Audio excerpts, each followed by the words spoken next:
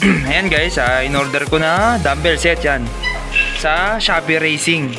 Yan, ito yung mga lock. Tapos meron tayong mga mga rod. Mga stick rod yan. Ito yung panduktong natin, yung magiging adapter. Siya yung magiging panduktong para magiging isang straight bar. Mga bar pala guys. Tapos ito 3 kg. Yan, mabigat-bigat yan guys. 3 kg.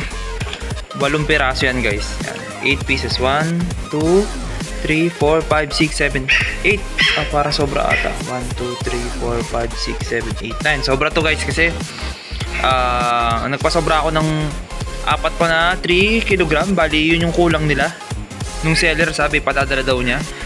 May video naman ako ng pag-repack nito. Pagka hindi nila pinadala, ano ko na lang yung kulang.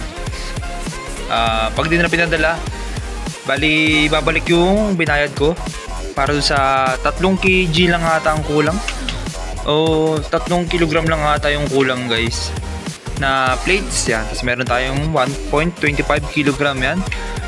Ang equivalent lang naman sa pounds nito guys, yung 1 kg 2.2 pounds yan. Kaya na lang mag-compute kung ilan yun guys. Basta ang total nitong in-order ko is 50 kg plus apat na 3 kg. Bali meron pang 12 kg na kulang ata.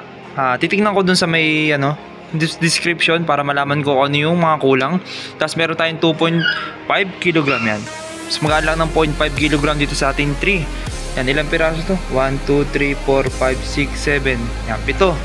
Tapos dalawang 2 kg. Tapos 1.25. Yan yung mga nabili ko guys yan. Titignan ko kung ano yung mga kulang para yun yung aking i-request sa seller kung kailan niya ipadadala. Yan.